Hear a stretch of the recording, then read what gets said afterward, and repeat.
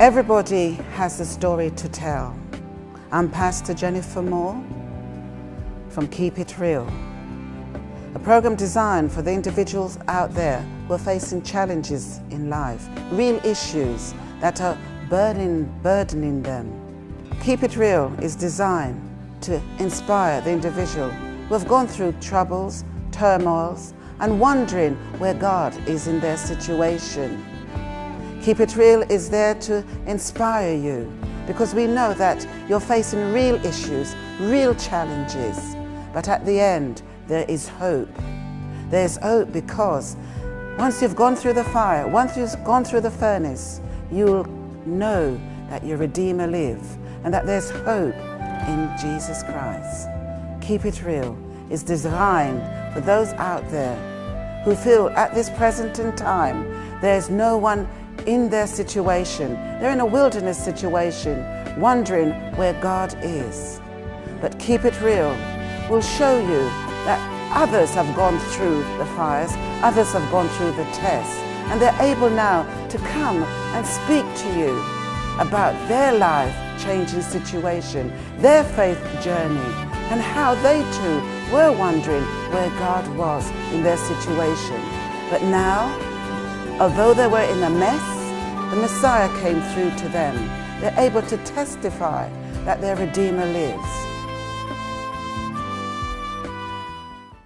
Welcome once again to Keep It Real. I'm Pastor Jennifer Moore, introducing you to real people with real issues. People that have had a wonderful walk, challenging walk on their Christian journey. Today, we're meeting someone that is so special to my heart, a person that has dedicated a great deal of their life towards the Christian journey.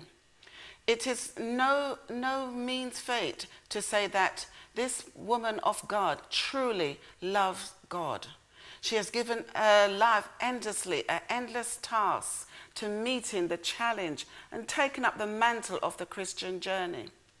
I want you to give her a wonderful round of applause. You there in Settee Land, I just want you just to sit still, don't move and just listen to her story. She has a remarkable story, a story that will inspire us, a story that will let us feel so humble to be in her presence. So without further ado, I just want to welcome Reverend Emerald Stevenson. Emerald Stevenson is a jewel in the Christian kingdom, a jewel in this Christian kingdom. Reverend, tell me something about yourself and what made you decide to take up the mantle and go into ministry? I think it's not just taking up the mantle, it's something that the Lord laid upon me. It is where the Lord led me. Long before I became a pastor, I worked quite intensively in the youth department. I worked tirelessly in my church. But I had been a nurse all my life, qualified all my life. And it was one day that I was on duty that the Lord spoke to me. It was very, I knew it was God because I heard it. And what I heard was inspired me to go to, may sound funny to some people, but to the toilet. And I needed to get to the toilet and I needed to pray. I needed to hear what God was saying to me as a young woman. And so I went to the toilet and I heard his audible voice say to me, leave work, go to the shops. In those days, there was a shop that was selling a lot of cheap stuff. I hope I can say the name, but it was Quick Save. And I left work and I went there, and God literally led me to buy loaves of bread and little jars of paste. And the Lord said to me to take it home and make sandwiches. I took it home and I made these sandwiches not knowing where it was going. I made it expecting a knock on my door for somebody who probably was hungry or something I had to give this to. I never really questioned God about it, but I just went straight on and did it by faith, knowing that God will take control. And so I made it, and I had it in these little biscuit tins. And I sat in my house, and I sat there singing and praying and praising the Lord. And it was beginning to get very, very dark. And nobody knocked my door. Nobody rang my phone. Nobody said anything to me. But I was sitting there, and I found myself in the presence of the Lord. And the Lord then said to me to get up, take those sandwiches, fill my flask. I had 2 flasks at those days. Fill my flask with hot water and get in my car and drive. Now, at that time, I used to live in Catford. And I did not know where I was going with this. I did not get where to go. So I thought, okay, my church is in Brixton. So I will travel from Catford to Brixton, and then the Lord will lead me where else to go. I remember getting in the car. I remember putting the flask and the tin of sandwiches, some sugar and milk in my car in a bag. I remember putting it in the car, and I remember driving from Catford up Stansted Road into Forest Hill. I remember seeing Horniman's Museum. And I was driving. I had nobody else with me in the car, but I knew and I felt the presence of the Lord. I remember seeing Horniman's. I remember meeting the hill of Horniman's Museum. And miraculously, I remembered nothing else until I was on the bridge over Vauxhall Bridge with the Thames on either side. And it's like I came to myself, and I said to the Lord, Lord, where am I going? I passed Brixton completely. And the Lord said to me, drive. And I drove until I got into Victoria. And in those days, there was a cinema there showing Starlight Express. And the Lord told me, stop, park the car, take the things, and walk. I did just that. And I remember walking around the cinema Starlight Express. And I remember heading back ways. And as I got there, I saw a man at a shop door. And he was begging for money. And I said to him, I haven't got any money, but I can give you a sandwich and something to eat and drink. And he took it from me. And I still had the passion to walk. And I walked, and as I was going further into the darkness, I heard a young woman says, thank you, ma'am, you have something to eat in those tins. And I went over to her, and I gave her the thing to drink. And my walk that night took me all the way through St. James's Park until I came into the Strand. As I came into the Strand, I got to McDonald's by the train station, I think it is now. But while walking, I saw a young man digging in the bin outside McDonald's. And I went to him and I said, why are you digging in the bin? And he said to me, I'm looking for something to eat. I'm looking for one of these containers that people eat their burgers, close it in, but the crust is left. And I turned to him and I said, you don't have to dig there anymore. If you sit down, I will give you something. Wow. And that night, all alone, I walked all the way up the Strand. I found myself going down behind the hotels because people told me that there were people down there that needed. And that started a work that I promised the Lord. As long as he help me, give me breath, give me, I will do it. And I know that if it is his will, it will stand the test of time. Homeless people are some of the most vulnerable and socially excluded people in society. How are you able to relate to them? You know, because when somebody has lost their home, a lot of issues will follow. You know, bitterness, anxiety, anger. I know you go out tirelessly every Monday, you know, in Croydon is where you're ministering at the moment.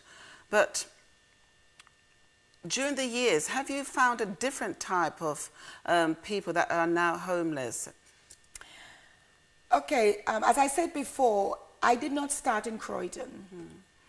That initially started up the West End. I started going up the Strand, as I said earlier. And as I worked tirelessly up the Strand, it wasn't on a Monday. Yeah.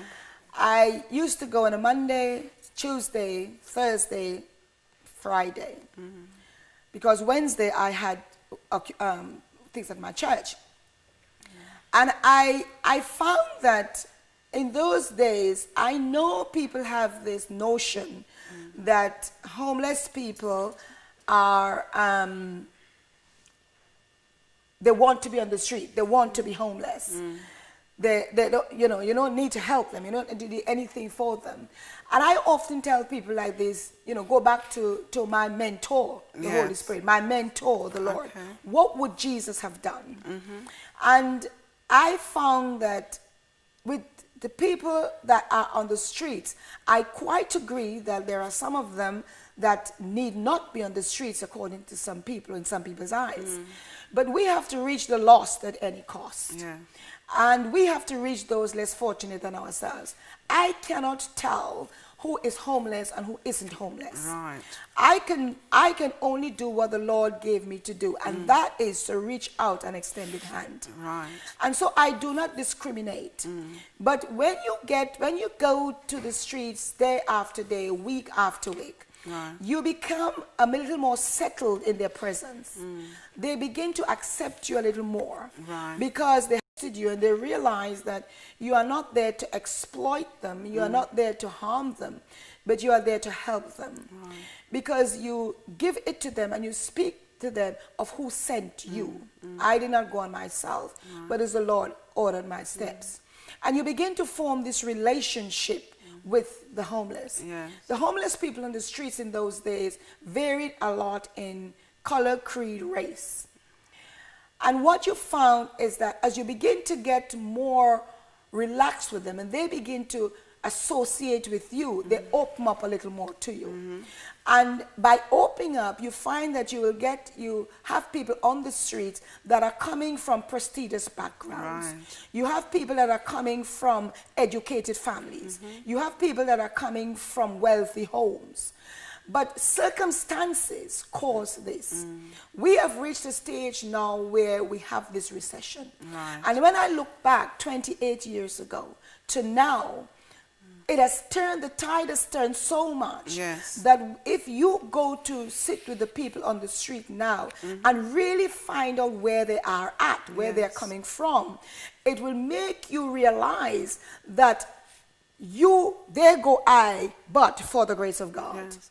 And I tend to think homelessness tend to damage people resilient, their self-esteem and their self-confidence. They're in a position where they go high by the grace of God, where they don't want to be, and people tend to look down on them. And you're out there trying to build confidence, bringing them back into society. How do you go about that? We have worked tirelessly with various agencies. So I have worked tirelessly with various agencies.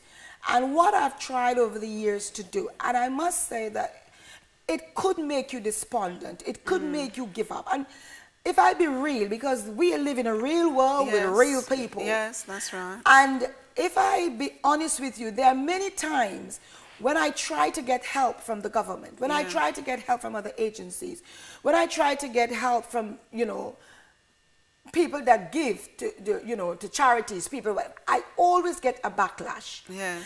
For whatever reason, I just cannot penetrate people to understand that the homeless people need help. Yes. And I know for a fact, especially, during different seasons, you literally go into your own pockets. That's right. And, wonderfully provide for them, clothes, not only just food, clothes, and a good sense of direction. You minister to them. And sometimes I watch you, how you minister tirelessly. And I really admire you, wondering, where do you get that energy to minister? Everybody has a story to tell. I'm Pastor Jennifer Moore from Keep It Real, a program designed for the individuals out there who are facing challenges in life, real issues that are burdening them. Keep It Real is designed to inspire the individual who have gone through troubles, turmoils, and wondering where God is in their situation. Keep It Real is there to inspire you, because we know that you're facing real issues, real challenges. But at the end, there is hope. There is hope because once you've gone through the fire, once you've gone through the furnace, you'll know that your Redeemer lives and that there's hope in Jesus Christ. Keep It Real is designed for those out there who feel at this present in time there's no one in their situation. They're in a wilderness situation, wondering where God is. But Keep It Real will show you that others have gone through the fires, others have gone through the tests, and they're able now to come and speak to you about their life-changing situation, their faith journey, and how they too were wondering where God was in their situation. But now, although they were in a mess, the Messiah came through to them. They're able to testify that their Redeemer lives. Hello, my name is Reverend Emerald Stevenson. I'm the senior pastor of the Rapture Ministries Church of the Open Bible. We are situated at 194 Selhurst Road, South Norwood. I have been working as a minister for nearly 27 years now, and most of my work takes part with the youth. I concentrate a lot as well on the homeless ministry, because during the homeless ministry there's a lot of young people, there's a lot of youth that I find vulnerable on the streets of London. And so my passion is just that. My whole desire is that there will be somebody out there that will feel the passion that I have, will realize what I've been trying to do for the past 27, 28 years, and come and join me as we win the lost for Christ at any cost. That energy, you see, for me, if God gives you a gift, if God is sending you something, He provides. Yeah. And the provision includes strength. It includes perseverance. It includes faith. Yeah. It includes everything that we can think about. I have given out of my own pocket from day one. Yes, yes. Because I have never been able to get people to catch this vision and to catch the passion that I have. And I am sure that there are many people out there with the same passion. But there are more organizations. I believe that I have also tried to get some sort of means whereby I can make these people, as you said, don't feel ridiculed, don't feel, but feel that I can be a part of society. Yeah. And one of the things that I have tried endlessly to do, or tirelessly to do, is to have some sort of establishment, some sort of massive building somewhere, yes, yeah. Where we can bring them off the street. First of all, I tried to get transportation. I tried to get a double-decker bus when all those old buses were going out. I tried, among all the bus stations, I've tried my very best to get one of these old buses that go off, so that I can transform this bus into something that bringing them off the street and feeding them in some way, so that they don't feel that I have to be fed on the street. Bringing them in a bus, it lifts them, I hope, a little more, that God has provided somewhere that they can sit and eat or sit and drink in the presence of somebody else, and make them a little more relaxed. That failed year in, year out. I've felt that if I can get somewhere that, I don't know, a big warehouse, a big building, a big something, where we can have not crisis for over Christmas and New Year, but we have what crisis does, what these people do 365 years. You may say to me, if I do that, how do I know the people that I'm bringing in is homeless? No, I don't know. Yes. But what I do know is that if I can get this bus, if I can get this coach, if I can get this building, if there is somebody who can catch what I have gone through and the passion that I have for 28 years for people, because I do not know where I'm going to end up. Right. I tell you something, that I have had interviews with people in the media. I have spoken to people on the streets, and it will blow your mind to know that I am feeding people on the street that is highly educated, people that's got master's degrees, people who's got degrees, people who's been living in homes. But because of the circumstances, you end up in this vicious circle. And it's not gender-based, is it? It's not gender-based. And it's sad to say that there are young people, young children who are more vulnerable because they are mixing with people of older age who can exploit them on the street. This is where we have to come in. This is where the gospel is. This is what Christ will do. He will go out and he will meet you at your lowest low, at your point of need. And that is where the Lord has sent me. And it is my heart's desire. I hope before God takes me home that I am able to see this accomplished. I am able to see that people can come in and know it is God who is drawing them out of, and even is to give them their basic needs. Yeah, but what about the hidden homeless, homeless people? The people that are sleeping on somebody's sofas, or in a bread and breakfast, that they're not classified as homeless because they're not on the street, but yet, because they haven't got their own roof over their heads, you know, their own little space, their own private space, they're still homeless. How do you help them along to rebuild their self-esteem, to say that they can pull themselves up, you know, from sleeping on that sofa, they can get themselves back on track? Okay, there are two types of people here. When you work on the homeless, there are two types of people. You have the people that, try as you may, they're not going to get off the streets. Their life is on the streets. They are willing to die on the street. Whether it's a progression of time, they will go, they will get their cardboards, and they will make their beds in shop windows or things like that. You have the people that's on the streets that do not want to be homeless. They will try everything they can not to be homeless. Now you look at the people that's sleeping on the sofas. You look at the people that probably has got in one of these bed and breakfast places. Now, the bed and breakfast places are not free. So they may have a little money, but remember they've got to pay to sleep in that place at night.